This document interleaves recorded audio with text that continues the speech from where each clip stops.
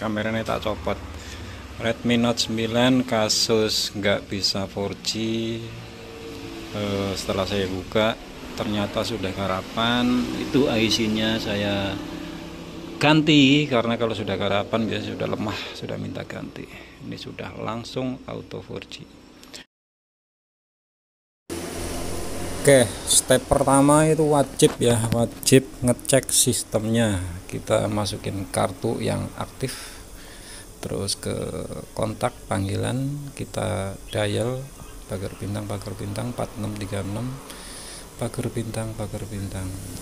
Oke, kita cek di kartunya, radionya on ya, iyalah, karena GSM ada, jadi radio on. Yang bermasalah kan di 4G atau LTE. Saya ganti ke LTE only, ternyata statusnya nggak bisa silang. Jadi fix yang bermasalah itu adalah IC 4G RF ya.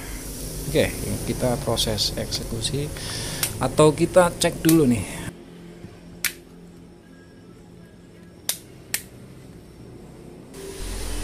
Oke, backdoor sudah terpasang karena pemancang antenanya juga ada di backdoor. Kita tes apakah ada perubahan. Hal sepele seperti ini juga harus dicek. Tetap aja kita ganti ke GSM, sinyalnya tuh langsung, artinya 2G-nya atau 2G-nya aman, GSM-nya aman. Kita ganti lagi ke LTE atau ke 4G, LTE only ya, langsung hilang dalam hitungan detik, hilang. Agak lama ya, tuh kan langsung hilang guys. Untuk ASU nya aman ya, aman lah. ASU 99 tuh baru nggak aman. Nah, di situ ada konfigurasi error. Oke, kita buka mesinnya. Perhatikan fingerprint ya, itu ketutup sama back cover mesin. Jangan sampai ketarik, nanti putus. Kerjaan 2 kali nanti. Oke, fingerprint saya lepas. Baterai pertama kali harusnya sih, saya lupa. Baterai pertama kali lepas. Pokoknya kalau ngelepas mesin mau eksekusi ya, baterai utamakan. Kita hilangkan dulu sumber tegangan untuk antisipasi konslet. Oke, ini saya buka dan aduh, bener, feeling saya bener. Kamera jangan lupa, karena kamera riskan banget, sensitif, terkena blower nanti kameranya dari burik, terkena thinner juga nanti rusak. Pokoknya kamera amankan.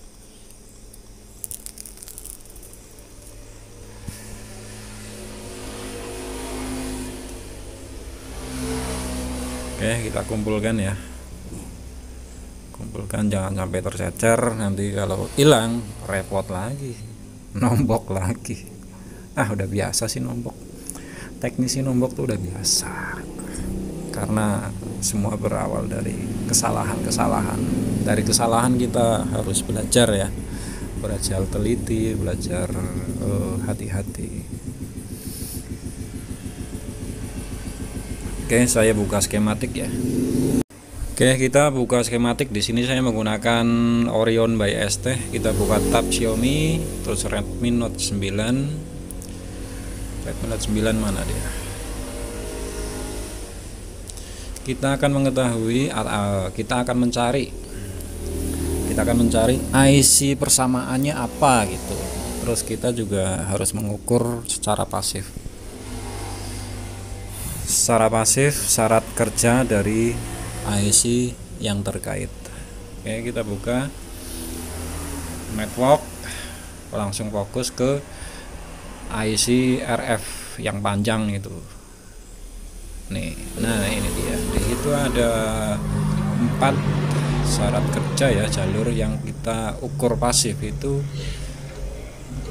Kalau VIO sudah pasti ada,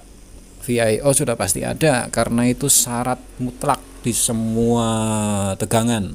Kalau VIO 18 PMU nggak ada, HP mati. VIO sudah pasti ada. Yang lain aja, yang lain kita ukur secara pasif, ukur aktif nggak usah. Nah, kita nyari persamaan IC-nya apa. Caranya ketik di keyboard CTRL, terus mouse-nya kita arahkan ke net name. Nah, di situ banyak banget persamaannya. Di sini saya punya bahan Redmi 7A Pine, ternyata sama ya, VC 764362. Oke, itu ya persamaannya. Oke, kita langsung aja eksekusi IC-nya. Kita rebol dari Redmi 7A dan pasang di Redmi Note 9. Seperti yang dari saya katakan ya, ini sudah pernah garapan, dan setelah saya pakein, cek pakai mikroskop, pemasangannya agak menceng, agak miring. Sempet saya benerin tapi tidak down ya, tidak menyelesaikan masalah. Nah, ini saya ukur secara pasif. Maaf kalau kurang kelihatan ya gambarnya ya. Pokoknya ukur secara pasif di syarat kerja 4 titik ini ya. Untuk VIO gak usah, kita ukur di VBAT saja. Untuk RF nih, yang RF MB2 kita ukur. Kalau yang RF B1 band 1 itu sudah pasti nggak ada.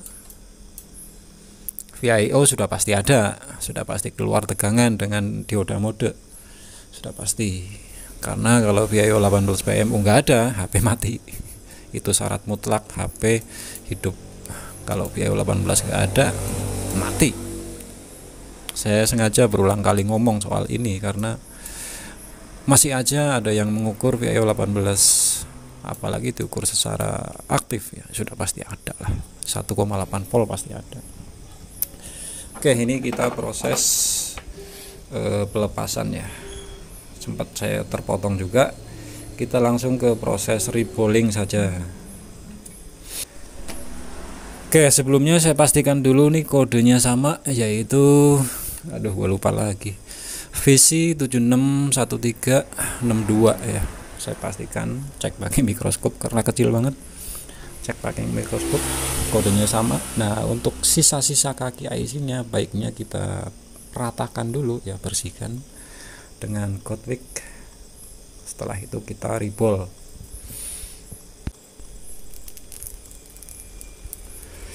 Kita bersihkan, jangan sampai ada yang tertinggal. Sebenarnya kalau sudah pernah garapan sih timahnya sudah lunak sih. Yang dikhawatirkan kalau IC nggak di rebol itu timah masih pabrik, masih keras. Jadi pada saat proses pemasangan IC itu nggak imbang gitu loh, nggak langsung les. Oke, selanjutnya kita proses cetak IC ya. Untuk cetak IC baiknya gunakan alas yang empuk seperti tisu atau apalah yang empuk gitu. Jangan langsung ke karpet, keras nanti patah. Ya kecil kemungkinan sih buat patah, tapi antisipasi aja kan, daripada kerjaan 2 kali. Kalau beli IC juga lama. Kalau di kota saya jarang banget IC, paling mentok IC MTK. IC beginian nggak bakalan ada. Oke, saya menggunakan timah ya. Saya menggunakan timahnya ada 2, pakai Amoy sama Wonder, tergantung ini ya kebutuhan. Kadang saya pakai Amoy, kadang pakai Wonder gitu. Oke, untuk proses rebol IC saya menggunakan blower Sugon 2020D. Itu sudah saya kalibrasi. Saya menggunakan panas 300, angin 40. Sebetulnya untuk blower itu nggak bisa disalahkan, nggak bisa dibetulkan juga, tergantung kebiasaan masing-masing. Kalau saya terbiasa panas, gerak cepat ya. Kalau saya, orang masang konektor LCD aja saya panas 430, angin 65-70. Nah, gila kan. Makanya kebiasaan masing-masing aja. Bisa aja proses cetak IC ada yang menggunakan panas 270, angin 50, ada juga. Nah, masing-masing aja. Makanya banyak-banyak latihan ya. Yang jadi masalah itu sebetulnya skill, soal spare part, soal tool atau alat atau blower gitu sama saja. asalkan blowernya yang bagus, jangan blower yang murahan yang di bawah harga 600 gitu kan. Ada blower minimal Sugon atau apa sih yang satu, lupa, Sugon 2020 itu sudah ya standar banget lah untuk proses pengerjaan, aman dari kecelakaan ya, kecelakaan mesin. Karena kalau blower murahan itu anginnya nggak stabil, nanti merusak board mesin, merusak IC karena anginnya nggak stabil. Apalagi kalau proses pemasangan CPU atau MMC itu dengan blower yang murahan, aduh jangan. Kecuali sudah pro gitu kan, sudah pro boleh dah. Kalau sudah pro terus blowernya sudah bersatu dengan hati gitu kan. Pada intinya kita bersatu dulu dengan blower, kita pahami dulu blower ini gimana gitu, itu penting. Makanya blower saya sudah nggak ini lagi nggak kalibrasi lagi karena sudah sesuai. Oke, ini proses pemasangan ya, pemasangan, ini pelepasan. Saya lepas dulu IC-nya di Redmi Note 9, kemudian saya pasang. Sempat saya potong dulu ya. Oke, setelah terlepas kita bersihkan pin di mesin pakai Goldwick ya. Harus bersih pakai Goldwick, pakai solder yang panas. Kalau solder saya pakai T12 Pro sama solder murahan Esren, tapi ya balik lagi, alat itu tergantung kebiasaan kita mengenal alat itu penting. Bersatu dengan alat itu intinya begitu.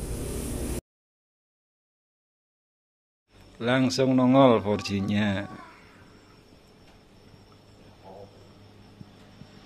Auto 4G ganti IC RF. Sudah garapan nih.